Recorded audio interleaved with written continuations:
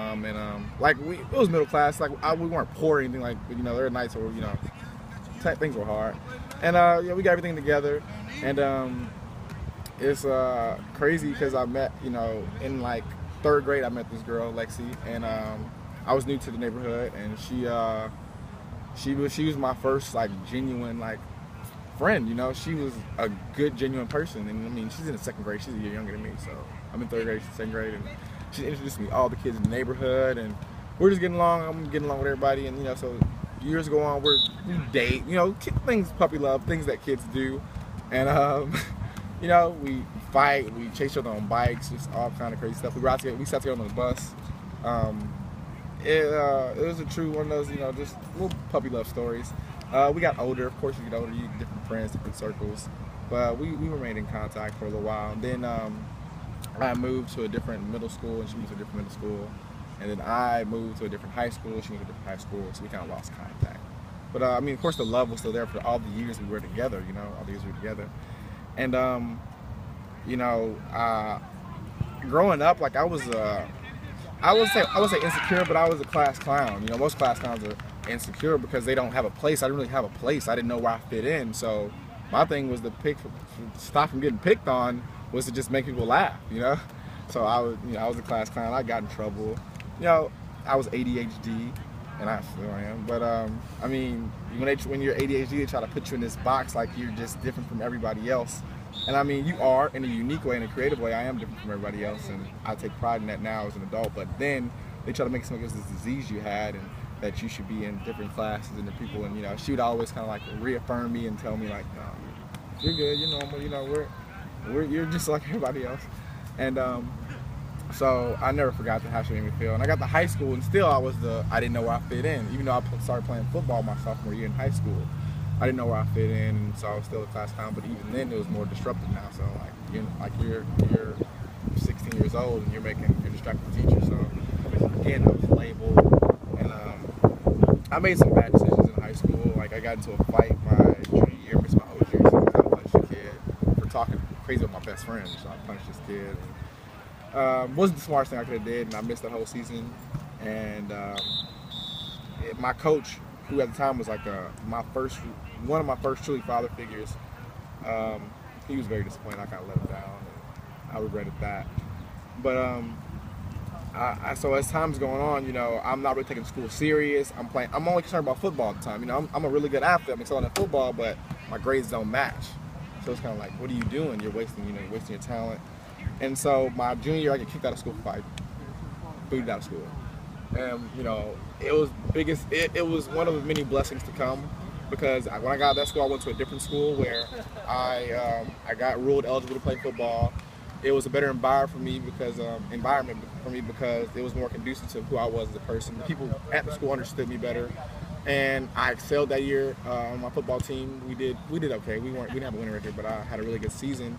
And a lot of scouts were coming. I had people coming to watch my games, different colleges, and it was a great feeling. But my grades came to haunt me, and I couldn't get past the clearinghouse. And so I had to start to go to an NIA school. NIA is not NCAA, not Division I, not Division II, not Division III. It's a whole different brand of football. Basically, if you just love the game of football, you go play NIA football. And anybody knows football will tell you that. So I did it, and I went to play in Graceland and Lamona, Iowa, Graceland University. And I went there in 2007, 2008 year. And I started as a freshman. I thought I was number 80. I had Jerry Rice's number. I was king of the castle. I was so happy. I don't think I even caught a pass that year, but I played in a lot of games. And it was a great experience. It was like collegiate football, and everything was going great. And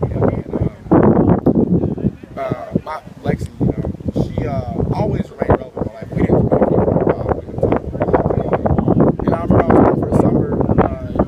She went to I just see this like RIP thing, and it had her name on it. And I was just like, nah, this isn't real. Like this isn't real.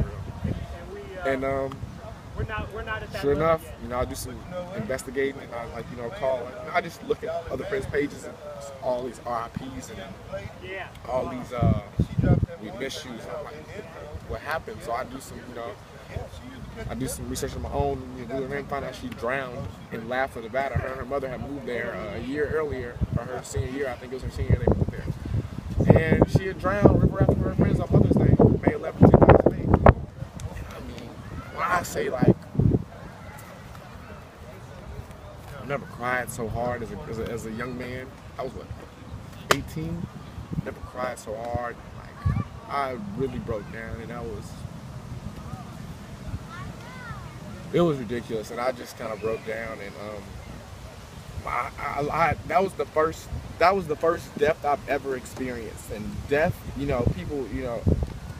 death is a very weird and strange feeling, and I've never experienced it, and it's not a feeling I wish on my worst enemy, but I experienced death, and she was the first person ever close to me that passed away, and she was 17 years old. She was so young, and it was hard. So I got it in my mind, of course I did my RPs, and everyone was like, oh, we're sorry for your loss. So I'm like, you know what, this season coming up, it's all for her. It's, balls to the wall. I'm going out, and the world's gonna remember her because of me. I'm gonna make it through this. And I'll never forget, it was during tour days, and I caught a drag route, and I was running towards the sideline, and one of my teammates grabbed the back of my jersey and stuck my foot in the ground, tried to get upfield, and I just heard something pop. And I just got off the ground, and I was screaming. I was like, oh my God, so I'm trying to walk, and I just heard my kneecap moving. And it's like, yo, what is going on? I tore some cartilage in my knee. And so I had to have I was like, I hope I don't miss the season. And turns out I had a scope done, and I had some cartilage in my knee. And I was like, okay, a couple weeks I was gonna be out. But the healing process wasn't that quick, and I ended up missing parts of the season. I was out for a long time. I ended up missing the entire season, and I'm already battling with losing this, this beautiful young woman in my life, and a great person. And it's like now I can't even avenge, not avenge her death, but I can't even dedicate the only thing that I do, the other thing I love, football, it's also been taken away from me. So in a year, not even a year, in some months, I don't know what to do, So I just kind of spiral out of control. I'm kind of like not partying and drinking, but basically, drinking party with my friends and just snapping on my teammates. I got into it with my coach so many times to the point where they're just like, you know what, you got to go. You're too toxic for the team, so kick me off the team. So I was like, no. So I plead and get back on the team, and I start practicing. So I'm like, okay, good. But I'm not 100%. I wouldn't say I was even 70%. I'm like 65%, 50%. And I'll never forget, one day I was doing one-on-ones with one of my friends, and I tried to jump and catch a ball, and I just couldn't jump as high as I could. And my coach was like, you're not trying. I was like, man, you need to shut up talking to me. And we got into it. Then boom, kicked me off the field. And I was like, screw all you guys. I walk up the field. And my head coach for me was like, you know what, I keep getting opportunity after opportunity, and messing it up. So I mean, I'm depressed now. Like I don't have anything. I'm staying up to 2, 3 in the morning, just like crying. Just my emotions are running high. I'm a naturally emotional person, and so I'm not saying missing class, but I'm just not focused in class. It's just really hard. And my mom was like, you need to change your environment, you need to change the scenery, you need to go somewhere else. And so I'm like, no, I gotta stay here at Grayson. This is where I gotta play football. She's like, you need to work your education, you can play football later.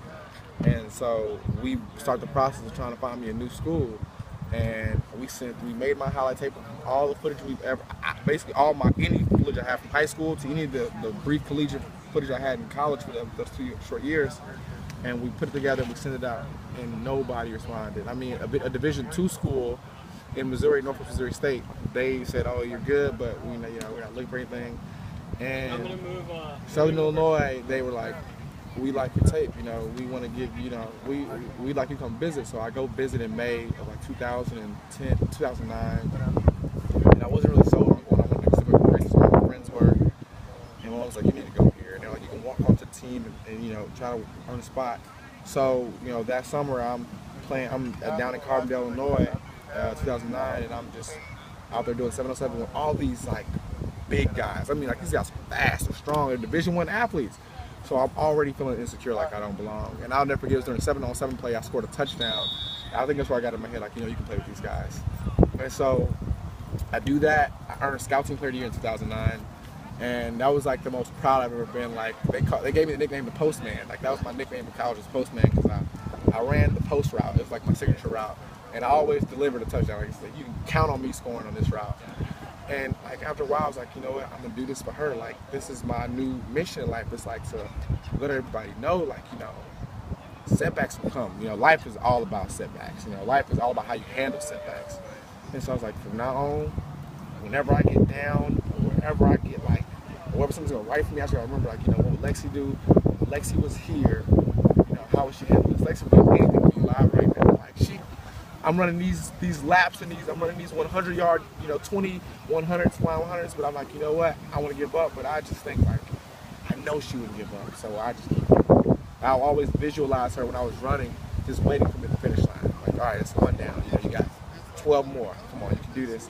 And so I would always I kind of like, in a way, brought her back to life. It's kind of weird to say I brought her back to life, but it made me feel so comfortable, and it made me feel good.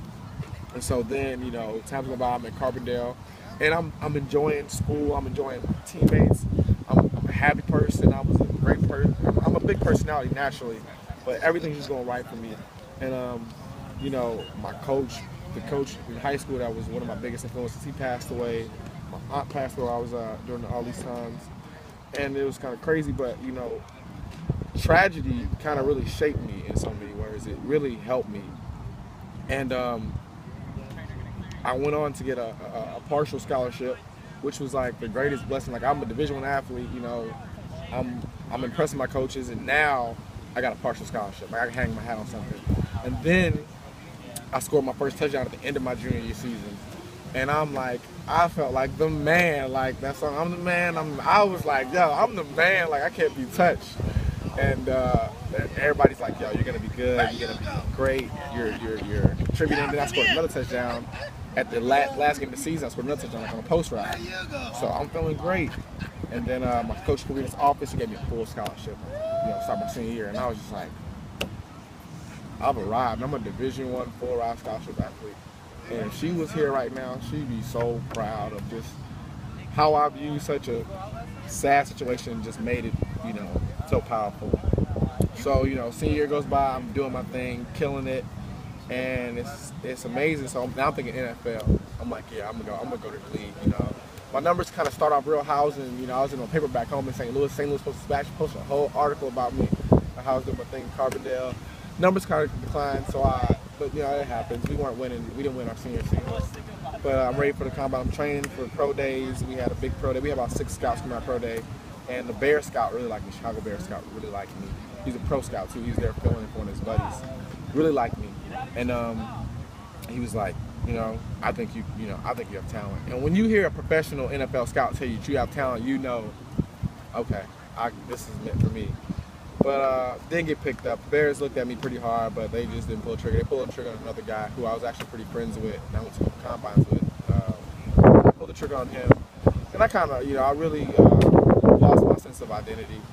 And then, because I mean, football, I've been doing it since 11 years, and it was officially, technically, pretty much over. After that, you know, there's no more eligibility.